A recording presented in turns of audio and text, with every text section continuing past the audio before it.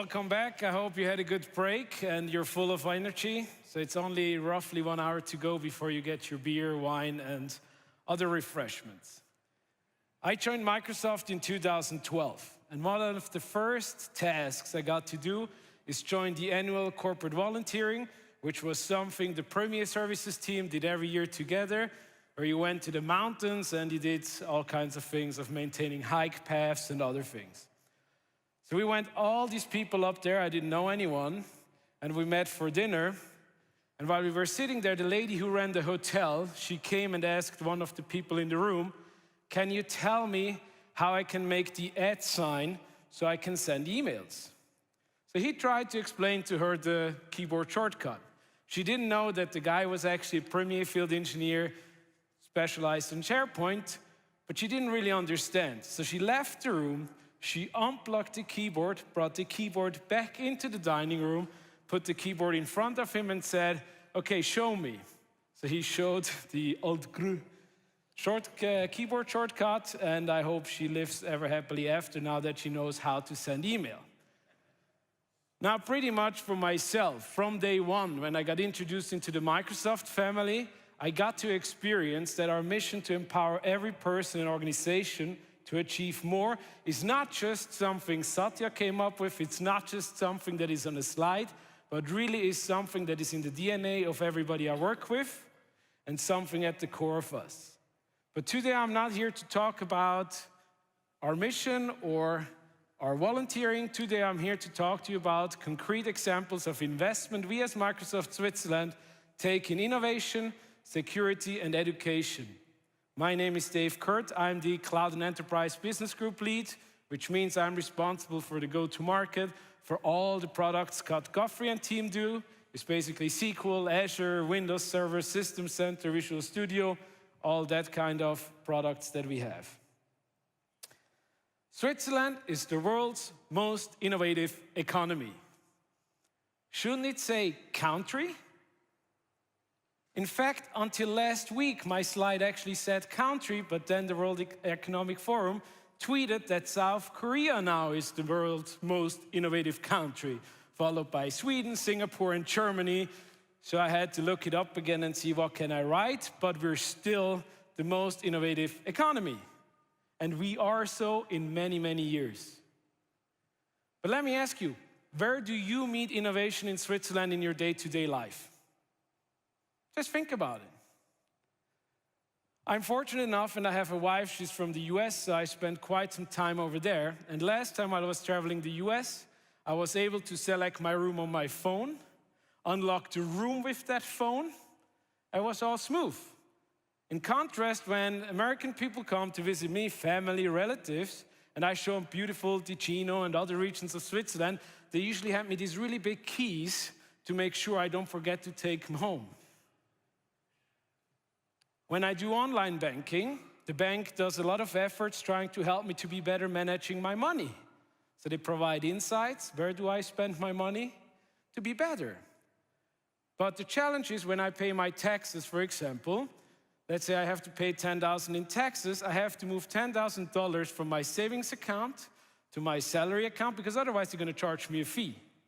So now it's on the salary account, and now I move it to the tax department. Now the graph says I spent today 20,000 Swiss francs. Did I? The same goes with my healthcare insurance. I get the invoice coming in. It's always the same amount, same insurance company.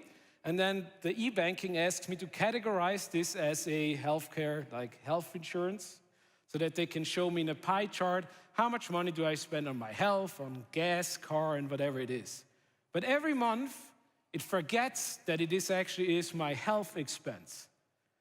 So what happens? I stop doing it, and therefore, it's kind of like useless for me.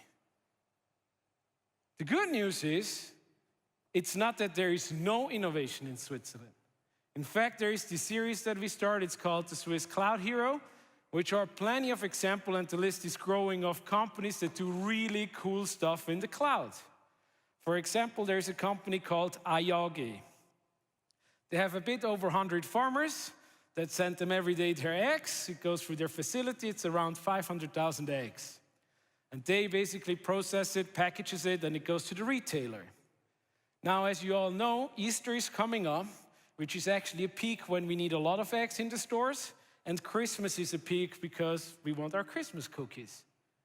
So for them to make the supply chain work, that when the retailer says, okay, I need that much eggs in that period of time, they do the math back all the way to the company that imports the chicken, goes to the breeder, then to the farmer, then to them, then to the store. So at any given time, we have the right amount of eggs that we actually like to consume. And this is business critical. And the farmers are not interested to run servers in the barn with the chickens. So they get it as a smartphone app, really cool, cool execution. Then we have data sport. Most of you probably know. If you're the athletic one in the family, then it allows your family member to follow you. In my case, I have to follow my brother-in-law and see how he's doing at any given point of a race. And they're leveraging the cloud to give me that information, so I don't have to wait for his text message in the evening. I know real time if he's good or if he has a bad day. You have a beer company that wants to really focus on making beer and not on running a server room. So they actually go to a partner and ask them, hey, just operate everything in the cloud. I don't want to have to worry about it. I feel actually better knowing that these people know how to run a data center, that it's always cool enough, that there's always electricity, all the way down to this company. It's called Your Answer. They do a mobile app that allows you to follow your favorite teams, athletes in sports. And then when you look up Roger Federer, then you actually get a picture of him. They use cognitive services that Mark talked about, makes sure where is his face in that picture, and puts it very neatly for you, no matter what the screen size is you're working on, if it's on your laptop, computer, browser, or on your mobile phone. And these are just a few examples. Now, important to know is innovation is not just innovation when it comes down to applications, mobile apps, or let's say, better online banking experiences. Innovation is also business model innovation. It's maybe that your company starts monetizing something they have not monetized in the past, or come up and create a new market. And with that, I want to introduce to you my first guest, Hans-Peter Dinner, CEO at HIAC Data AG. Please give him a nice welcome.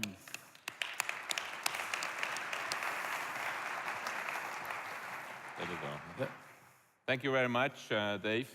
Yeah, it's a pleasure for me to first time to present HIAC Data and what we are about. Probably most of you are not aware what HIAC means. It means Holz Industrie AG, so wooden industry company. And the transformation of HIAC was HIAC from a wooden company to a real estate company. It's the biggest private real estate company in Switzerland.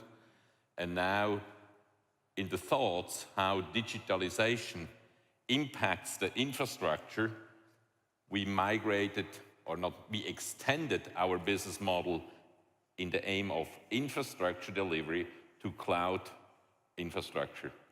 So far, the network-centric multi-cloud 4.0 is a business model, a B2B business model, where our strategy is, and believing that this industry go through a similar challenge like the car industry. In the 70s and 80s, also the European car manufacturers struggled against the Japanese in terms of innovation cycles, cost, price, performance. Then they didn't learn about to use platforms, to use ecosystems. They deliver the basic, highly standard elements. So they just do the shape, the design, the positioning, the sales, and go to market, and shortening the innovation cycles and as well the cost. And that's exactly the business model of our network-centric multi-cloud, which we developed in the last 2 years together with Microsoft. So the challenges we want to achieve is that we guarantee an end-to-end SLA. We support a hybrid integration, so you can give your customer as a solution a virtual data center where he has no friction between on-premise legacy system, in-country cloud services, and global functions out of the global Azure cloud. And that in one pocket, end-to-end private, in a private layer 2 network.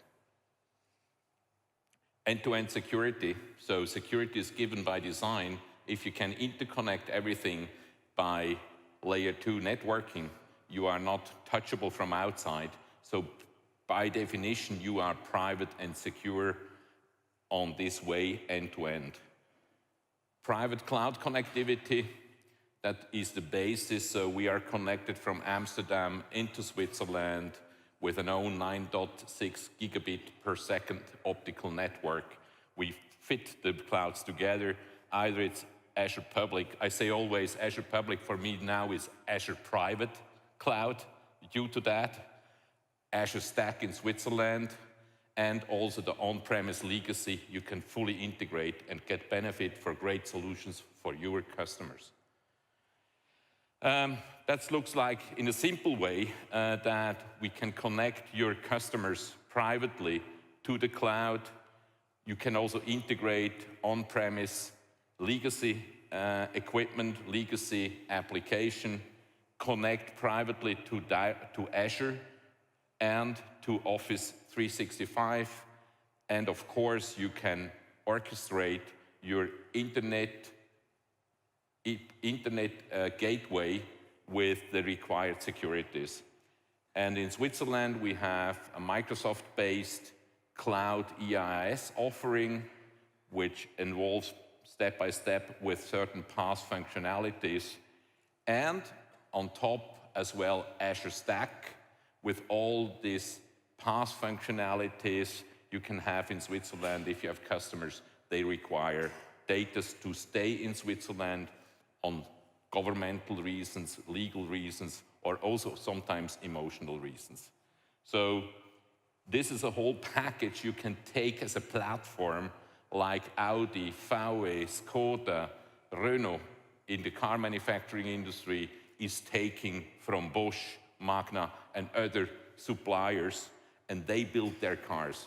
And nobody is asking about, is this platform now from Bosch? You buy an Audi or a Renault, and not you're looking who's delivering the platform.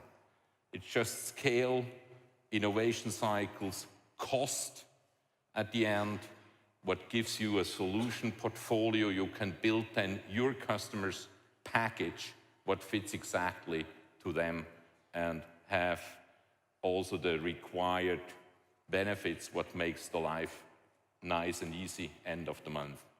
So the Cloud 4 in Switzerland, we call that is an edge cloud compared to the edge computing Microsoft is talking about. And this is really not a competition to Azure. It's an extension focused on more on real-time performance. So especially in media or some IoT cases, we need more throughput, we need more IOs, and that's what is focused on.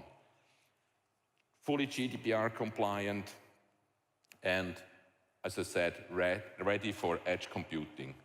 As a small example, what we are running today, proof of concepts in the media area that shows a little bit how it works together. So in media, you have always this on-premise hardware you cannot virtualize actually today. So you have to integrate that into the cloud.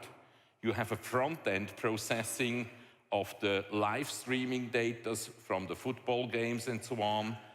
You have to deal with 12, 15 gigabits of data per camera. So Ultra HD 4K, 120 frames per second. They are delivering between 9 and 12 gigabits, not talking about what's coming with the 8K cameras in 1 or 2 years. And then we use then Azure Cloud, their media services for after playout, for putting some content specially together that they can on demand play to the community.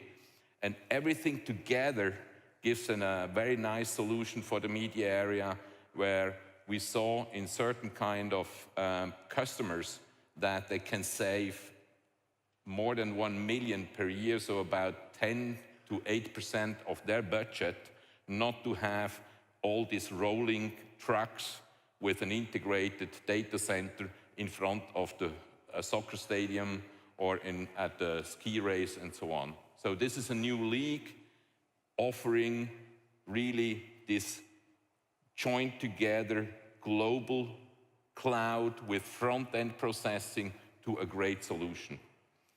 There we had some challenges together, and we still have a roadmap. Then the path or the journey has just started, and to be ready also for the 8K cams, we have some elements to implement and still some challenges.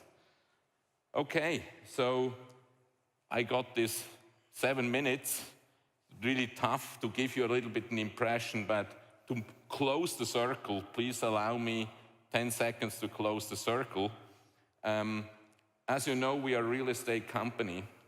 Now, why are we doing that? The first product we bring to the market now on the real estate part is that on certain lease infrastructure, the 1 gig symmetric cloud connect is a part of the office lease. So we believe in the future when you lease an apartment or an office space, you don't think about is there water or heating. And in future, you should not think about is there even cloud connection. It's there. And that's one of the first synergies we bring to the market in Geneva, Biberist, Bruckwindisch. When you go there, you have the 1 gig interconnect into the cloud as a part of your office. Thank you very much. Have a great day and a great party afterwards. Thank you.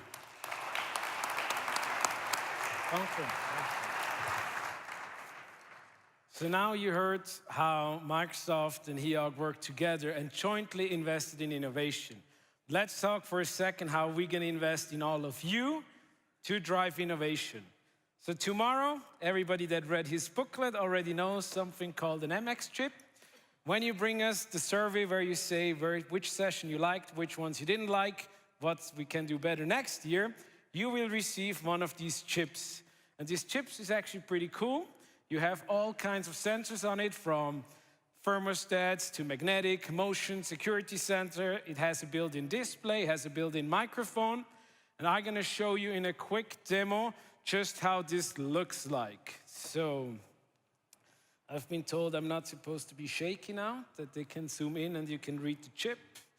So let's see how that works. So you see there's like the display. Currently it says DevKit Translator. That's the application that I pre-installed. You have a few of LEDs, power. This is flashing that the program is running. The green one down here tells me it's connected with Wi-Fi. And what I really like, the blue one, indicates that it's talking to Azure. Now on the back side, there is going to be a URL, so you don't have to write it down. But it's aks/ms/iot-devkit. And I'll show you in a second how this website looks. But now what this allows me is, first I have to say which input language I have. So I don't know Chinese, so let's select something I know, German.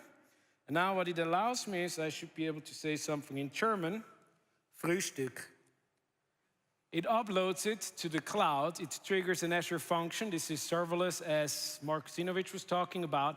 Sends it to the cognitive services, translates it, goes to the IoT hub, and it comes back, and it says breakfast. And it actually works with other words too. Thank you. So let's just try one more. Sicherheit, because that's really important in here. So let's see if he knows all about Swiss security. So it's uploading, here we go, security. Super easy to do, and now I switch quickly over to show you how this website is to get you started. So when you go to that aks/ms/iot-devkit, you get to this GitHub website where it would allow you to buy a kit, which you don't need to because you already got one. You will also need the Visual Studio Code, which is a lightweight code editor. You saw it, Patrick from Docker, he showed it. It's open source, runs on Linux, Mac, and obviously Windows. And then basically when you're on this website, now let's do a reload because I didn't see the menu. You have the Get Started piece, which is really a step-to-step, what is in the box, how you can get started, how to connect it. In the beginning, the first time when you connect it, it's going to create its own Wi-Fi hotspot, which you can connect to. Then you have a little web interface that allows you then to basically connect it to wherever you are, either your phone, home, wireless, or at work. And then there is going to be, like with most new devices, upgrade your firmware. And then basically you're ready to get started. Here is the zip file, so it's either for Mac or Windows. You can download it. It has all the drivers and everything you need to get started. When you have done all this, you can click on Projects. And Project is really a collection just to get you started. And you see here, there's indication of that it's really easy to do. And you have everything from just controlling temperature in your room, all the way to a door monitor that would allow you to see if somebody opens the refrigerator or just goes into your house. And in my case, we took the DevKit translator. It shows you which Azure services that are needed to get started. It said medium. I'm coming more from the IT pro side, so I'm not a coder. And I was able very easily to get it done, because also here you get step to step. That's, by the way, how Visual Studio Code looks on Windows. It has a template, and then basically it really guides you through all the way on how you deploy the serverless application. And if you understand a lot about coding, obviously you can do a lot of tweaking and do it however you like to do it. And if you follow the instructions, you're going to have a working DevKit translator, just as in my demo. This you're going to get tomorrow, so don't lose your paper so you can pick it up.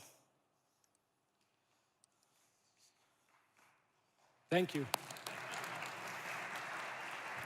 Okay. So, demo we did. Now you heard it, you need obviously Azure. The good news here is also last fall after Ignite, we launched the Azure free account. You get $200 of credits to try everything you want for 30 days. Then you get 12 months of free Windows VMs, Linux VMs, and all kinds of database services. And there is a list that is growing, but currently it's more than 25 services that you get always for free. So with that kit, you have everything you need for free to get started. And that's our investment in innovation we want to drive with you.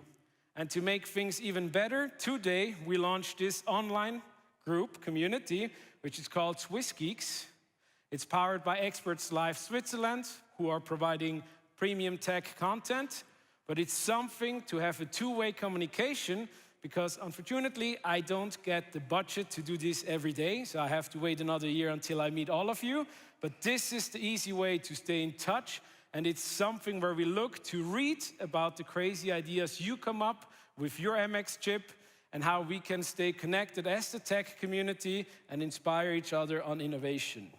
So don't forget, join. It also says on your booklet, it's AKMS Swiss Geeks. It's a LinkedIn group, so we're looking forward for collaboration.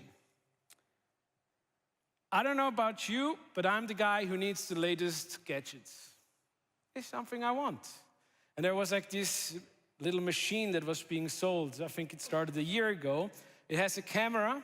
You can put it at your front door, and if somebody comes in, it takes a snapshot and uses face recognition to tell me that it was my wife or my dog, just in case I didn't recognize on the picture, but it gives me the name. And I was like, okay, this is kind of cool. It's a gadget. I like it. Want to buy it? But then I'm like, oh shit, they see every time when I leave the house and come back. That's a lot of kind of like knowing about my business. And I've never heard of the manufacturer of that machine. So I was like, let me go to their website and try to find out, what do they do to protect my data? And I was unable. So I didn't buy it.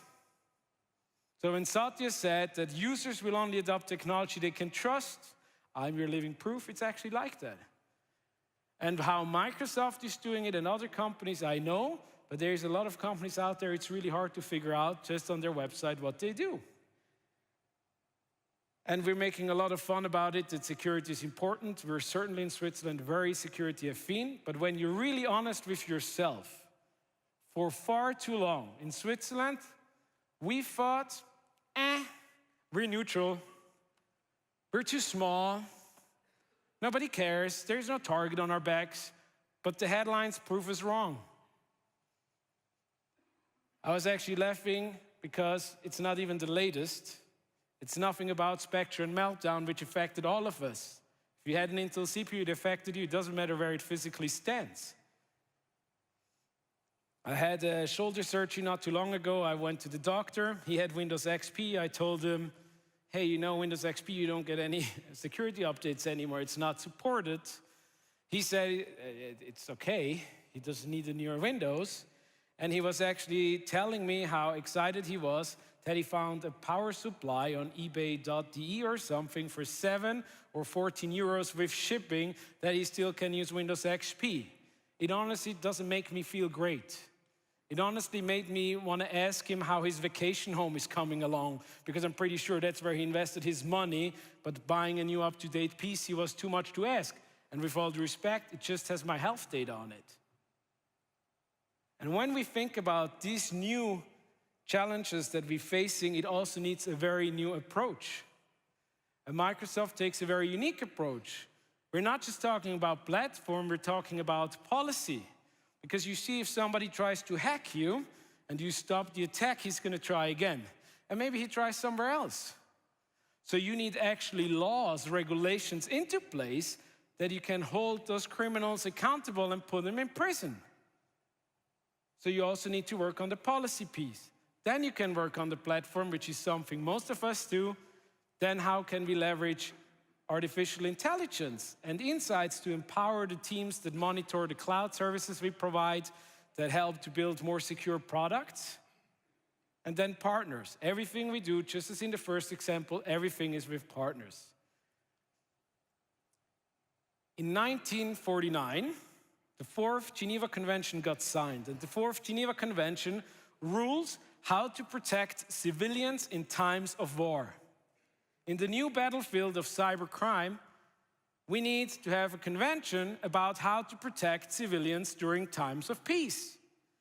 When Sony got hacked by North Korea, it wasn't like two countries were at war. It was a nation-state attack on a private entity.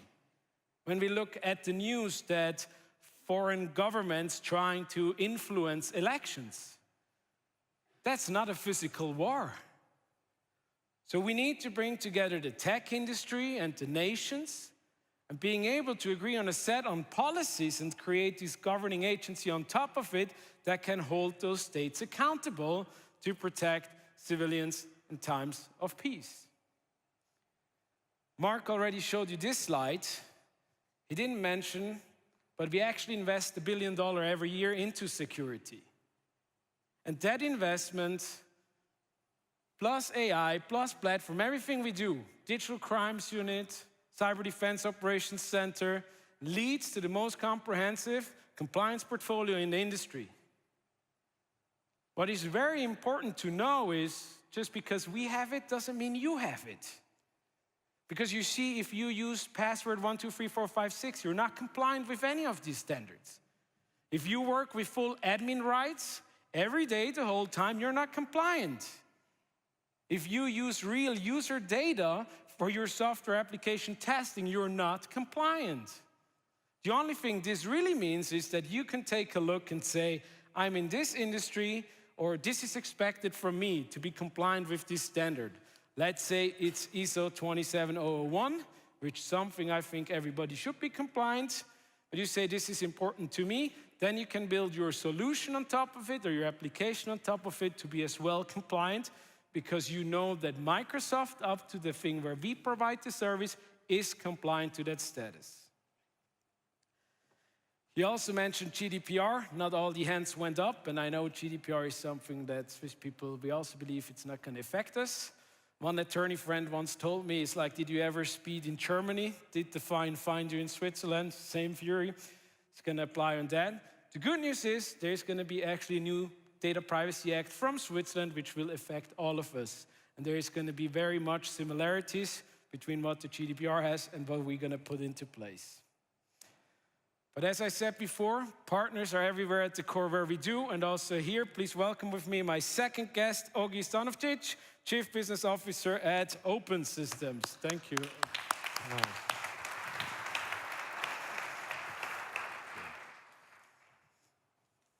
Thank you, Dave. Hello, everybody. Good afternoon. Open Systems has been taking security seriously and has been doing that for over 25 years now.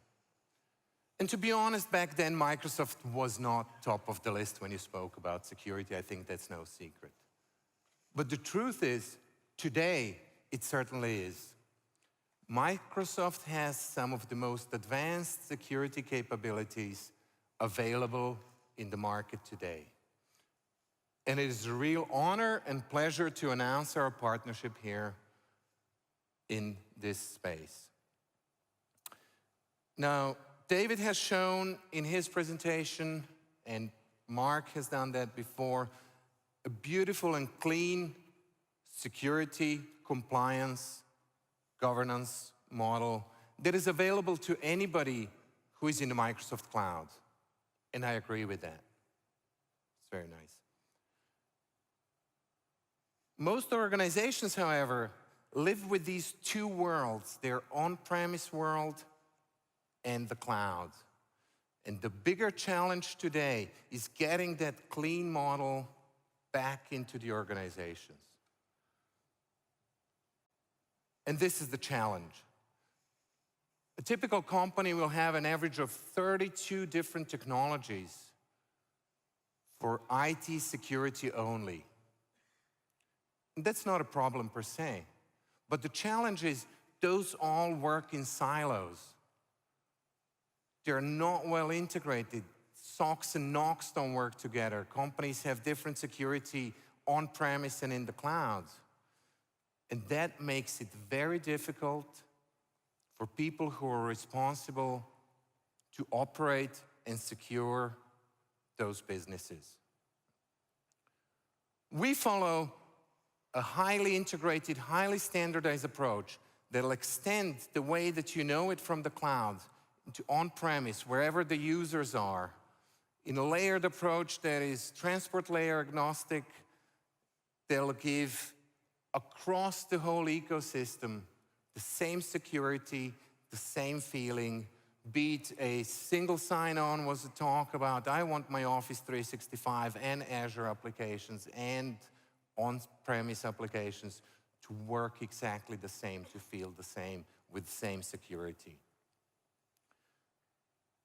With this approach, the cloud, the on-premise, this hybrid model, private cloud, naturally extend each other seamlessly. When going into the cloud, especially if you're internationally distributed as an organization, and those dots here are where our customers are, so truly around the world, 182 countries, there's two things that are really relevant: good connectivity, good security, all across that ecosystem. This is what Open Systems specializes in. This is what we do. We do only this. And through that, enable companies to get that standard across the globe. And I'll give you a good example here. Any of you who flew in today or the next time you fly, there's a very high probability that the food and beverage came on that aircraft from a company called Gate Group. It is an amazing company, qualifies for the Cloud Hero, by all means, high volume, high complexity business supported by IT. And to give you an example of that complexity and volume, one such long-haul flight may have up to 200,000 individual items, up to 9 tons of material loaded into the aircraft in a very short time. And that's just one flight, and there's one taking off just about every second somewhere around the world. They're global, they're in over 120 locations on 6 continents. So, apart from great people and great processes, there's a very powerful ERP system that helps coordinate this complexity and volume.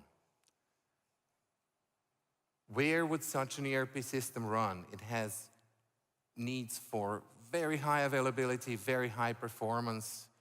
Any guesses here? Obviously in Microsoft Azure. Works like a clock. In order to get that across the organization, the users and their production sites directly connected there, Gate Group has entrusted Open Systems with transitioning their MPLS network into a fully managed, secure, software-defined WAN. And the results are amazing because all of their locations have the same security, and they have the malware protection and the phishing protection and firewalls, you name it, whatever runs, but it's all easily coordinated in a single portal. And not just security, but connectivity as well, because these things go hand in hand when you speak about availability and business continuity. They have increased their bandwidth 10 times and yet saved 25% on the network costs while establishing all of that. And these and many similar cases you can find at open.ch, or if you just want to engage in a discussion about your own digital journey and securing it, please visit us or come up at the apero that'll be afterwards. Thank you very much.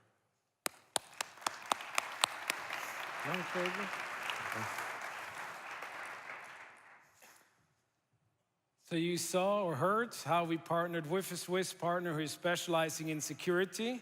And I'm here to challenge all of you. Most of the world entrusts their money to us. And to be fair, I'm probably customer with many of the companies in this room, and I literally have no idea what you do because usually your company doesn't make presentation, flash around some certification portfolio, so it's hard to know. But we can make all the difference, we as a community, and keep each other's data secure, and it's up to us to build a neutral digital Switzerland that retains the trust of the world. When we talk to customers and partners right now, one of the most common pain is finding talent and expertise. There's a study from Rackspace with the London School of Economics that came to that conclusion in the DACH region, which means Germany, Austria, and Switzerland.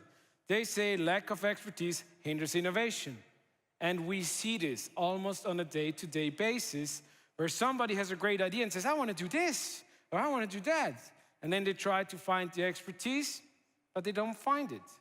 ICT Switzerland says that between 2016 and 2024, more than 78,000 IT professionals are missing, of which 48% are developers. And the intriguing thing about just thinking about that the lack of expertise is missing it, is the fact that the solution to this challenge is in this room or is watching online. It's us, the tech community. And never before has it been so easy to get access to free trainings, cost trainings, physical trainings, trainings with learning partners to actually make a difference.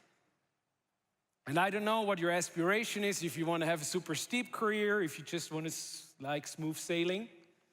But if you're interested in a career and you right now invest time in learning something new, some of these skills, you will be surprised how your career is going to take off, how much more you're in demand of, how many recruiters are going to reach out to you over LinkedIn.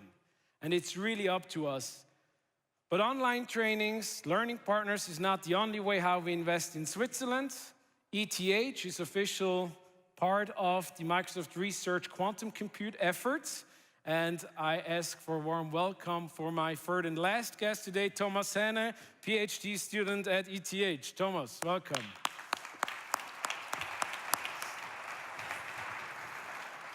Hi. Thank you.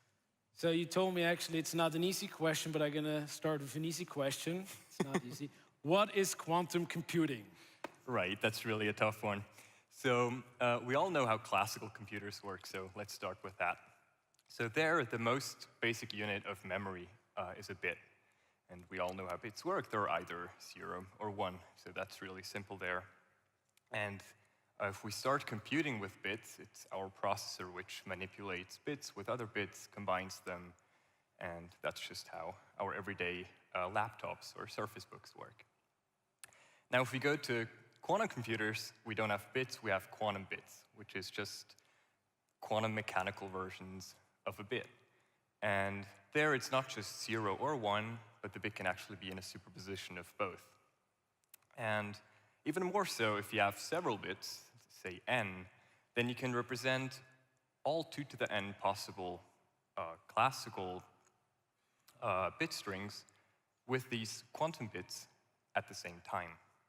And you can also compute with these at the same time, so you can apply an operation on all possible inputs. The problem is just that in the end, you will have a superposition of all possible outputs. And when you try to look at one and hopefully measure the result you're looking for, the entire system collapses into this one output that you just observed. That's just how quantum mechanics works. And so if you want to develop a good quantum algorithm, what you need to do is find a way to massage the probabilities of observing the right answer such that in a way that cancels out the probabilities of the results you're not interested in and boosts the probability of the one answer that you're looking for. So I hope you all understand now what quantum computing is. We're going to ask later at the apéro. I obviously had the chance to spend a few hours with him. I still don't get everything, but I'm getting closer. But what is super interesting, what exactly in that whole world of quantum computing is the field that you focus on or specialize on? Right, so in my PhD, I look at quantum algorithms and their classical counterparts. So what we might see is 2 curves like this. So we might know that the classical algorithm scales worse. So the way it grows with problem size is worse than the quantum algorithm. What we don't know is where exactly the quantum line is. So we don't know, is it up there or is it down there? But this is really important because depending on where this crossover point is, meaning when it actually makes sense to use a future quantum computer, the entire quantum algorithm might just be useless because the runtime at this crossover point might already be 10,000 years, for example, and that doesn't really make for an interesting application. So as a first step, I usually determine where this line actually lies for a future quantum architecture. And then I try to optimize the quantum algorithm in order to reduce the problem size at which quantum computers would actually make sense. So try to reduce the runtime and therefore also widen the scope of a future quantum computer. Okay, and what would you say was one of the highlights as part of Microsoft research that you have done? Right, so 1.5 years ago, I got a chance to do an internship at Microsoft Research. And there we decided to look at a very well-known quantum algorithm, namely Shor's algorithm for factoring. And this algorithm can be used to factor very large numbers, so meaning determining the factors p and q such that p times q gives you this very large number that was input to the algorithm. And this can be used to break RSA encryption. And we wanted to see if we can find a way to actually speed up the execution on a potential future quantum computer. And the solution included a new way of performing an addition on a quantum computer, and this actually allowed to speed up the execution on a potential future quantum computer by roughly 12x. Thank you for that. Again, if you don't understand everything, it's okay. It's okay. You can ask him also at the apéro. He's going to stay around. Right. But to the number one question I think a lot of people have, where do you see the first application of quantum computing? I think the first applications for quantum computers will be in the simulation of quantum systems, and most importantly, in the simulation of quantum chemistry systems such as molecules, for example. And those simulations can then be used to dramatically accelerate the drug development process of pharmaceutical companies. Okay, thank you very much, Thomas. So again, if you want to learn more about quantum computing, Search them up in the apero. Okay.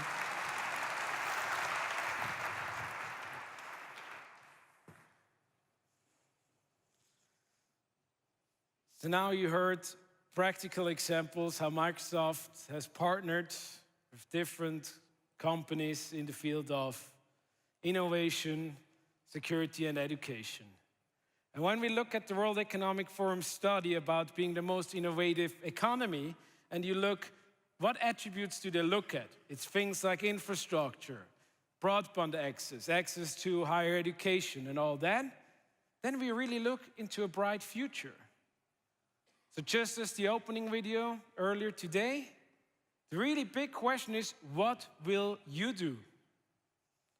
Will you invest in training, learn something new, kickstart your career?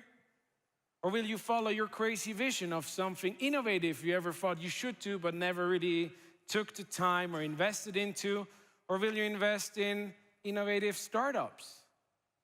Or will you invest into security and make sure no matter if you're a developer, IT pro, or data science, that no matter what you do, security is the fundament, is the core of everything you do?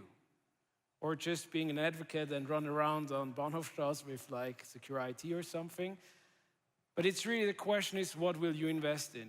We from Microsoft Switzerland, we're not just committed to invest in these areas, we already are investing. And we do believe that everyone in here can make a difference in the digital transformation of Switzerland. And just like with the example today, let's join forces together in these areas. Work with us. Let's come together as the tech community in here, watching online, and lead the way of the digital transformation of Switzerland. And with that, I want to say thank you very much. I hope you enjoyed all 3 keynotes. Now it's time to go again upstairs, finally beer and snacks. And thanks to the apero sponsor, Base Vision. Thank you.